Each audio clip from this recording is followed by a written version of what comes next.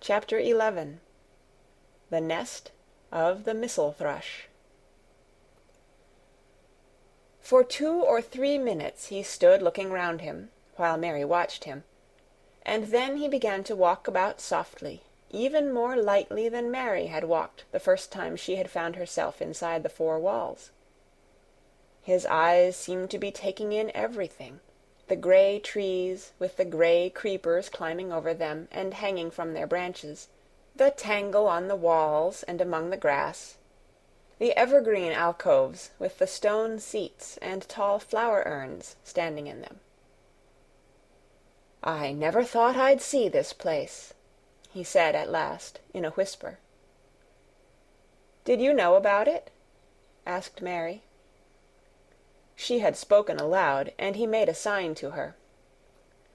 "We must talk low," he said, "or someone'll hear us and wonder what's to do in here." "Oh, I forgot," said Mary, feeling frightened and putting her hand quickly against her mouth. "Did you know about the garden?" she asked again, when she had recovered herself. Dickon nodded. "Martha told me there was one as no one ever went inside," he answered. "Us used to wonder what it was like." He stopped and looked round at the lovely grey tangle about him, and his round eyes looked queerly happy. "Eh, the nests as'll be here come springtime," he said. "It'd be the safest nestin' place in England, no one never comin' near, and tangles o' trees and roses to build in. I wonder all the birds on the moor don't build here." Mistress Mary put her hand on his arm again, without knowing it. "Will there be roses?" she whispered. "Can you tell?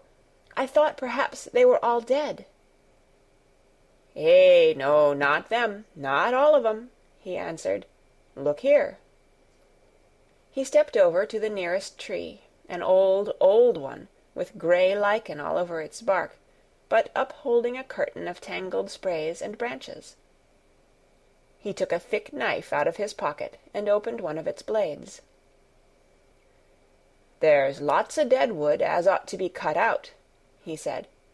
"An' there's a lot o' old wood, but it made some new last year. This here's a new bit." And he touched a shoot which looked brownish-green instead of hard, dry grey. Mary touched it herself in an eager, reverent way. "That one," she said. "Is that one quite alive, quite?" Dickon curved his wide, smiling mouth. "It's as wick as you or me," he said, and Mary remembered that Martha had told her that wick meant alive or lively. "I'm glad it's wick," she cried out in her whisper. "I want them all to be wick. Let us go round the garden and count how many wick ones there are." She quite panted with eagerness, and Dickon was as eager as she was. They went from tree to tree, and from bush to bush. Dickon carried his knife in his hand, and showed her things which she thought wonderful. "They've run wild," he said, "but the strongest ones has fair thrived on it. The delicatest ones has died out, but the others has growed and spread, till they's a wonder. See here." And he pulled down a thick, grey, dry-looking branch. "A body might think this was dead wood, but I don't believe it is, down to the root. I'll cut it low down and see." He knelt, and with his knife cut the lifeless-looking branch through, not far above the earth. "There," he said exultantly. "I told thee so. There's green in that wood yet. Look at it." Mary was down on her knees before he spoke, gazing with all her might. "When it looks a bit greenish and juicy like that, it's wick," he explained. "When the inside is dry and breaks easy, like this here piece I've cut off, it's done for. There's a big root here as all this live wood sprung out of, and if the old wood's cut off and it's dug round and took care of, there'll be—" He stopped and lifted his face to look up at the climbing and hanging sprays above him. "There'll be a fountain o' roses here this summer." They went from bush to bush and from tree to tree. He was very strong and clever with his knife, and knew how to cut the dry and dead wood away, and could tell when an unpromising bough or twig had still green life in it. In the course of half an hour Mary thought she could tell too, and when he cut through a lifeless-looking branch, she would cry out joyfully under her breath when she caught sight of the least shade of moist green. The spade and hoe and fork were very useful. He showed her how to use the fork while he dug about roots with the spade and stirred the earth and let the air in. They were working industriously round one of the biggest standard roses when he caught sight of something which made him utter an exclamation of surprise. "Why!" he cried, pointing to the grass a few feet away. "Who did that there?" It was one of Mary's own little clearings round the pale green points. "I did it," said Mary. "Why, I thought tha didn't know nothin' about gardenin'," he exclaimed. "I don't," she answered, "but they were so little, and the grass was so thick and strong, and they looked as if they had no room to breathe, so I made a place for them. I don't even know what they are." Dickon went and knelt down by them, smiling his wide smile. "Thou was right," he said. "A gardener couldn't have told thee better. They'll grow now like Jack's beanstalk. They're crocuses and snowdrops, and these here is narcissuses," turning to another patch. "And here's daffydowndillys. They will be a sight." He ran from one clearing to another. "Thou has done a lot o' work for such a little wench," he said, looking her over. "I'm growing fatter," said Mary, "and I'm growing stronger. I used always to be tired. When I dig, I'm not tired at all. I like to smell the earth when it's turned up." "It's rare good for thee," he said, nodding his head wisely. "There's nought as nice as the smell o' good clean earth, except the smell o' fresh-growin' things when the rain falls on 'em. I get out on the moor many a day when it's rainin', and I lie under a bush and listen to the soft swish o' drops on the heather, and I just sniff and sniff. My nose-end fair quivers like a rabbit's, mother says." "Do you never catch cold?" inquired Mary, gazing at him wonderingly. She had never seen such a funny boy, or such a nice one. "Not me," he said, grinning. "I never catched cold since I was born. I wasn't brought up nesh enough. I've chased about the moor in all weathers, same as the rabbits does. Mother says I've sniffed up too much fresh air for 12 year to ever get to sniffin' with cold. I'm as tough as a whitethorn knobstick." He was working all the time he was talking, and Mary was following him and helping him with her fork or the trowel. "There's a lot o' work to do here," he said once, looking about quite exultantly. "Will you come again and help me to do it?" Mary begged. "I'm sure I can help too. I can dig and pull up weeds, and do whatever you tell me. Oh, do come, Dickon." "I'll come every day if thou wants me, rain or shine," he answered stoutly. "It's the best fun I ever had in my life, shut in here and wakening up a garden." "If you will come," said Mary, "if you will help me to make it alive, I don't know what I'll do," she ended helplessly. What could you do for a boy like that? "I'll tell thee what thou'll do," said Dickon, with his happy grin. "Thou'll get fat, and thou'll get as hungry as a young fox, and thou'll learn how to talk to the robin same as I do. We'll have a lot of fun." He began to walk about, looking up in the trees and at the walls and bushes with a thoughtful expression. "I wouldn't want to make it look like a gardener's garden, all clipped and spick and span, would you?" he said. It's nicer like this, with things runnin' wild and swingin' and catchin' hold of each other." "Don't let's make it tidy," said Mary, anxiously. "It wouldn't seem like a secret garden if it was tidy." Dickon stood rubbing his rusty red head with a rather puzzled look. "It's a secret garden, sure enough," he said, "but seems like some one besides the robin must ha' been in it since it was shut up 10 year ago." "But the door was locked and the key was buried," said Mary. "No one could get in."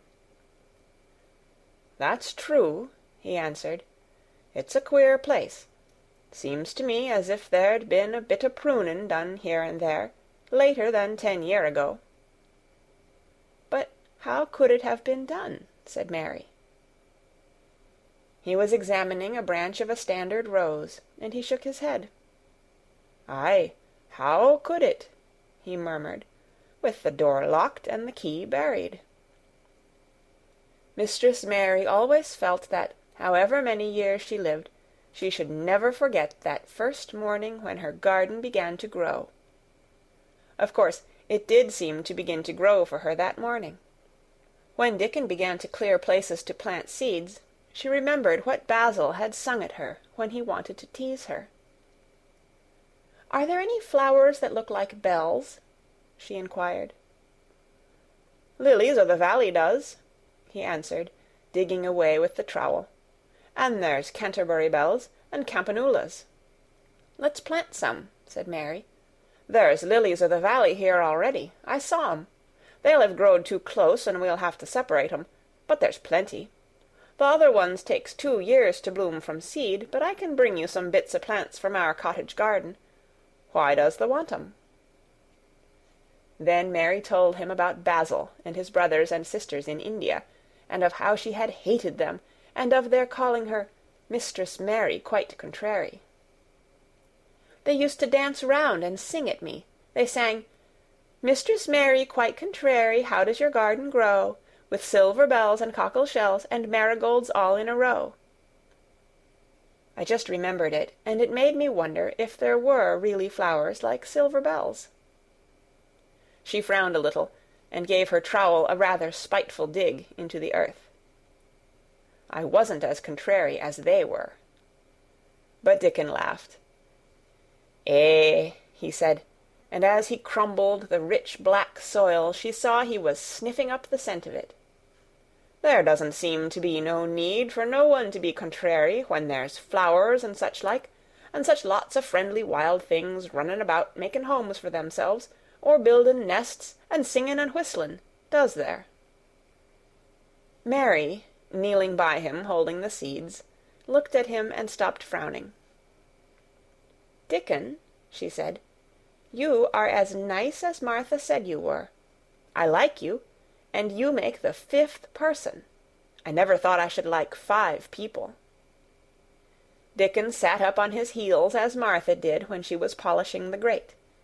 He did look funny and delightful, Mary thought, with his round blue eyes and red cheeks and happy-looking turned-up nose. "Only 5 folk as the likes," he said. "Who is the other 4?